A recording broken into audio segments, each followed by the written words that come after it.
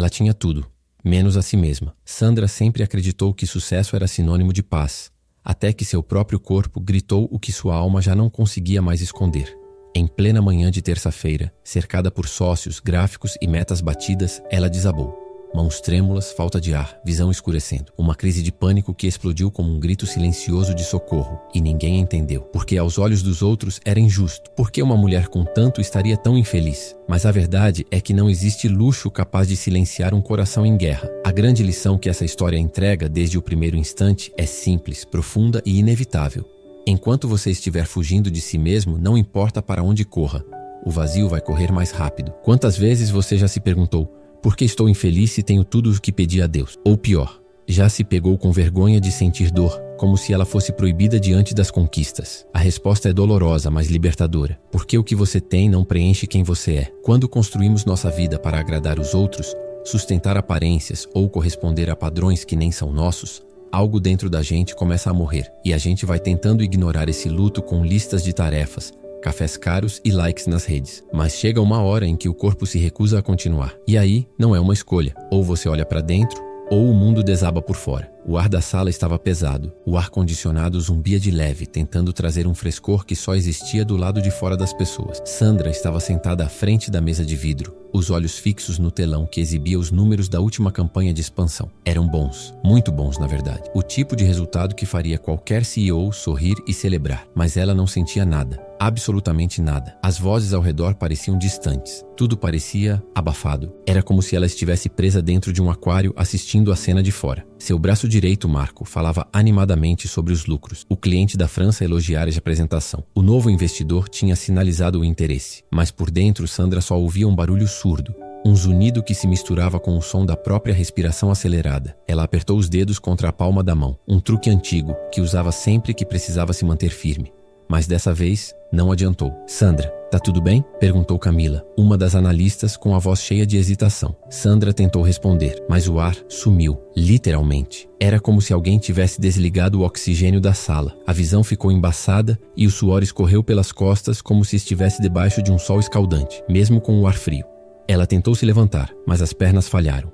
Um copo de vidro caiu da mesa quando ela esbarrou nele. O som da queda foi a última coisa que ouviu antes de tudo escurecer por alguns segundos. Quando abriu os olhos, estava sentada numa das poltronas da recepção. Alguém colocava álcool nas mãos dela. Havia 2 pessoas segurando seus braços, e Marco falava no telefone com um tom de voz tenso. Foi só um mal-estar. Ela tá melhor agora, ele dizia, tentando disfarçar o pânico no olhar. Ela não estava melhor, só estava acordada. Sandra pediu um táxi, ignorando a sugestão de ir ao hospital. Chegando em casa, tirou os sapatos no corredor e caminhou direto para o banheiro. Sentou-se no chão frio, encostada na parede. Sentia-se vazia, como se tivesse deixado pedaços de si espalhados pela cidade, pela empresa, pela vida que montou para parecer forte. Essa foi a primeira vez em anos que ela chorou sem tentar se calar. Chorou com a garganta aberta, sem medo de ser ouvida. Pela primeira vez nem se importou se o marido estava no quarto, se alguém ligaria, se pareceria frágil. Ela chorou porque a dor transbordou e não dava mais para esconder. Os dias seguintes passaram como uma neblina espessa, e-mails acumulando, reuniões desmarcadas, telefonemas ignorados. As pessoas começaram a perguntar, algumas com genuína preocupação, outras por mera curiosidade. Mas Sandra não tinha resposta para ninguém, nem para si mesma. Na manhã de sábado, ela acordou antes do sol nascer. Foi até a janela da sala e olhou a cidade ainda adormecida. Algo dentro dela dizia que precisava sair, não de casa, do mundo que construiu. Não sabia exatamente para onde. Só sabia que se ficasse, iria se perder de vez. Entrou no site de passagens rodoviárias. Digitou o primeiro destino que veio à cabeça, Tiradentes. Nunca tinha estado lá, mas lembrava vagamente de ver fotos de uma cidadezinha de pedra com casarões antigos e silêncio. Comprou a passagem sem pensar muito. Colocou poucas roupas numa mochila, avisou a secretária que tiraria uma semana de descanso e deixou um bilhete para o marido, com uma frase curta: preciso de um tempo, me desculpa. Quando o ônibus começou a se afastar do rio, Sandra encostou a cabeça no vidro e respirou fundo. Pela primeira vez, em muito tempo, estava indo a algum lugar sem saber o que a esperava. O que de fora podia parecer uma fuga, por dentro era outra coisa. Ela sabia, era um grito de socorro, sim, mas também era um passo. Pequeno, vacilante, mas verdadeiro. Ela não estava correndo dos problemas. Estava pela primeira vez correndo em direção a si mesma. Ao chegar, o friozinho da serra abraçou seu corpo. Tiradentes parecia uma cidade saída de outro tempo. As ruas de pedra pareciam falar com os pés.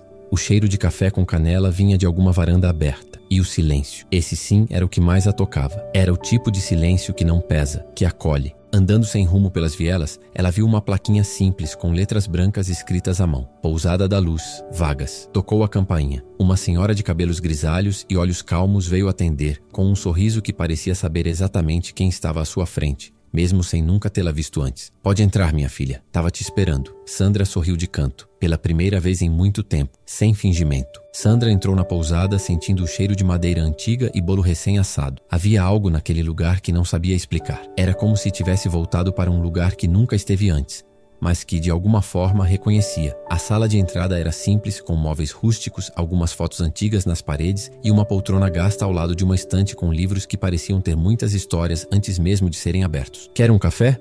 perguntou a senhora que havia lhe recebido. "Quero sim", respondeu Sandra, quase sem voz, ainda surpresa com a gentileza despretensiosa daquela mulher. Sentaram-se na varanda diante de um jardim que, embora pequeno, exalava cuidado. Nenhuma flor estava fora do lugar, mas também não havia perfeição forçada. Era um jardim real, vivo como tudo ali. Márcia, era assim que a dona da pousada se apresentou. Trouxe 2 xícaras e uma cesta com pedaços de bolo de fubá. Sentou-se com calma e ficou em silêncio por alguns minutos, como se soubesse que Sandra ainda estava tentando respirar. "A gente corre tanto que esquece como é sentar e mastigar devagar, né?" disse Márcia, olhando para o céu sem esperar resposta. Sandra apenas balançou a cabeça. Pela primeira vez em dias, sentia que alguém falava com ela.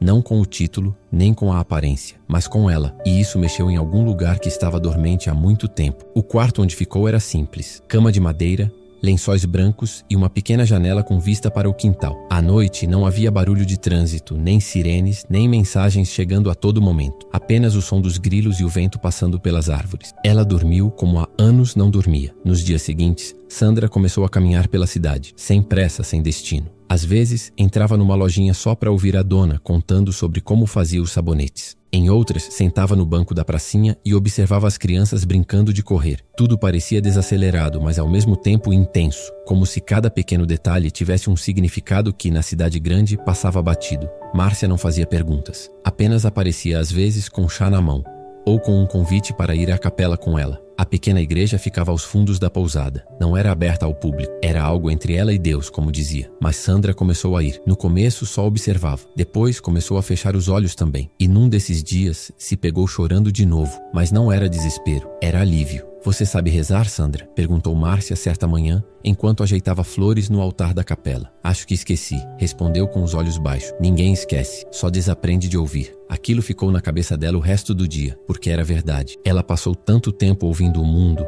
as metas, os prazos, os julgamentos, que havia silenciado sua própria voz interior. E aquela mulher ali, com os pés no chão e uma paz inabalável no olhar, parecia saber exatamente como viver sem se perder de si mesma. Certa tarde, sentadas novamente na varanda, Sandra perguntou: "Você sempre foi assim?" "Calma", Márcia riu, um riso suave, quase infantil. "Ah, minha filha, já fui fogo, já fui tempestade, já gritei com Deus, já bati porta na cara de tudo. Mas um dia, quando não sobrou mais ninguém para culpar, eu sentei comigo mesma e decidi que ia aprender a ficar, nem que doesse." Sandra ficou em silêncio. Aquelas palavras entraram nela como um espelho. Naquela noite, ao deitar, sentiu o coração mais leve. Não porque tudo estava resolvido, mas porque pela primeira vez em muito tempo, ela não se sentia sozinha dentro de si mesma. Algo estava mudando. E embora ainda não soubesse exatamente o que, sentia que estava no caminho certo. Pela primeira vez, não havia máscaras, nem promessas, nem cobranças. Havia só ela. E surpreendentemente, isso começava a ser o suficiente. Márcia sempre parecia saber a hora certa de falar. Nunca se apressava. Deixava o tempo fazer seu trabalho. E talvez por isso, quando começou a contar sua história, Sandra sentiu que não era uma simples conversa. Era um gesto de confiança. Quase como se ela estivesse abrindo uma janela para um lugar sagrado dentro dela. "Meu marido morreu num domingo", disse, olhando para o quintal com as mãos cruzadas no colo. "A gente brigou feio na noite anterior. Coisa boba. Besteira. Ele saiu para tomar um ar. Teve um infarto na calçada da frente." Sandra não disse nada.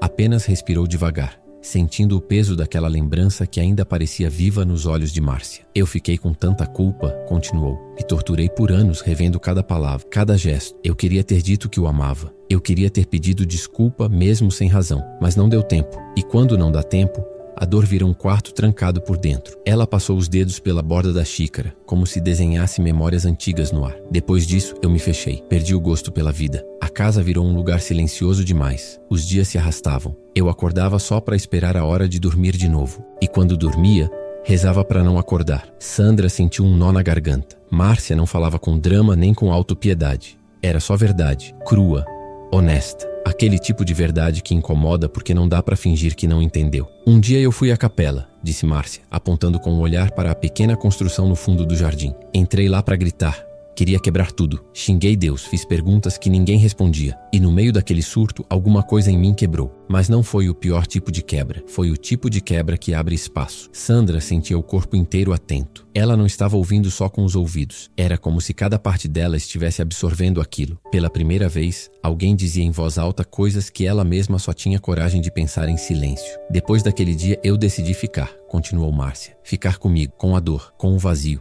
Eu parei de correr. E quando a gente para, tudo assusta. A gente descobre que viveu anos tentando parecer forte só para não mostrar que estava despedaçada. Mas o engraçado é que quanto mais eu assumia minhas feridas, mais leve eu ficava. Ela se levantou e caminhou devagar até uma planta que precisava de água. Enquanto molhava a terra, completou. Todo mundo quer paz, mas ninguém quer atravessar a guerra que mora dentro. Eu atravessei, de joelhos às vezes, chorando, me arrastando. Mas atravessei. Sandra não sabia como reagir. Estava tomada por uma mistura de dor e alívio, porque ouvir aquilo fazia tudo dentro dela ganhar nome. Ela, que por tanto tempo fingiu que estava bem, agora entendia que não era fraqueza se sentir perdida. Era só humanidade. Sabe, Márcia, disse depois de um longo silêncio. Eu nunca consegui ficar comigo. Sempre tive medo do que podia encontrar. E o que acha que vai encontrar? Perguntou Márcia, se aproximando de novo. Sandra pensou por um momento. Uma criança cansada, que grita por dentro há anos, que só queria colo e que eu deixei sozinha por muito tempo. Márcia sorriu com ternura nos olhos. Então começa por aí. Vai lá.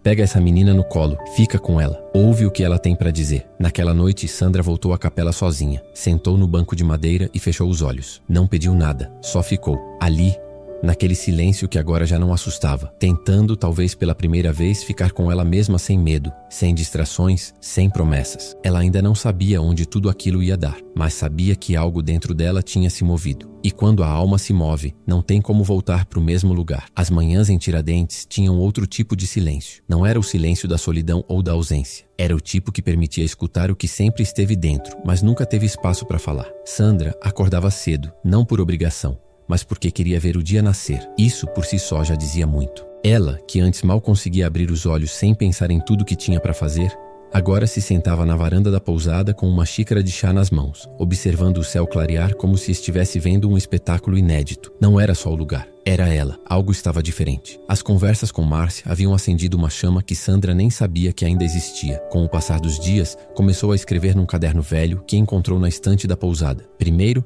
só algumas palavras soltas. Depois, frases. E de repente, histórias. Algumas lembranças da infância voltaram. A casa da avó, o cheiro de roupa lavada no tanque, a primeira vez que se escondeu no banheiro da escola para não chorar na frente dos colegas. Ela começou a perceber que o espelho, aquele mesmo que evitava há anos, já não assustava tanto. Ainda via as marcas do tempo, as olheiras, o cansaço. Mas agora, via também alguém real. Alguém que sobreviveu à própria pressa, que segurou os pedaços do que restou e teve coragem de parar antes de quebrar de vez. Certa tarde, enquanto caminhava por uma trilha perto da cidade, Sandra sentou numa pedra, ofegante, e olhou em volta. Não havia sinal de celular. Não havia barulho de carro, nem cobrança alguma. Apenas o som da natureza e o próprio coração. Ali, ela começou a lembrar do que havia enterrado. O medo de decepcionar o pai, a culpa por nunca ter querido ser mãe, o peso de ter sempre que provar que era suficiente. Tudo veio à tona sem pedir licença, como se finalmente tivesse espaço para ser olhado. Ela não chorou dessa vez, só respirou fundo, porque entender a própria dor às vezes não dói mais, liberta. Na pousada, Márcia notou o brilho diferente nos olhos dela. Não disse nada, só serviu o chá e sentou-se ao lado como fazia desde o primeiro dia. Acho que tô começando a gostar de mim, disse Sandra quase num sussurro. Márcia sorriu, sem surpresa nenhuma. É que agora você tá se conhecendo de verdade. E se eu não gostar de tudo que encontrar? Você não precisa gostar, só precisa aceitar. É aí que começa a paz. Naquela noite, Sandra voltou à capela, sozinha de novo. Mas dessa vez, levou o caderno. Leu em voz alta uma das páginas que havia escrito. como se estivesse falando com uma versão antiga de si mesma. Pediu perdão a essa mulher esquecida, sufocada sob tantos papéis, metas, etiquetas e obrigações. Prometeu cuidar dela, ouvir suas pausas, respeitar seus limites. E ali, diante da pequena imagem no altar, acendeu uma vela. Não como pedido, mas como agradecimento. Dias depois, Sandra fez as malas. Não porque queria ir embora, mas porque sabia que era hora. Não sentia mais o peso de voltar ao Rio. Sabia que a cidade seria a mesma, mas ela não, e isso já mudava tudo. Na despedida, abraçou Márcia por mais tempo do que o necessário. Não era só gratidão, era amor, era conexão verdadeira. Duas mulheres diferentes, mas unidas por algo essencial: a coragem de enfrentar a própria alma. Você sabe onde me encontrar, disse Márcia com um beijo na testa. E você sabe que nunca vai sair de mim, respondeu Sandra. No ônibus, com o rosto encostado no vidro, viu a cidadezinha ficar menor a cada quilômetro, e dentro de si, sentia que algo tinha ficado lá, mas também algo tinha voltado com ela. Algo essencial que nenhuma promoção, cargo ou aplauso poderia oferecer. O direito de ser inteira, sem pressa, sem máscara, sem culpa. Ela não tinha todas as respostas, mas finalmente tinha feito as perguntas certas. E agora, a vida podia de fato começar. Se essa história mexeu com você de alguma forma, se também tem buscado esse silêncio que cura, essa paz que nasce quando a gente para de fugir, então se inscreve aqui no canal. Tem muita história como essa feita para tocar de verdade, sem pressa e com alma.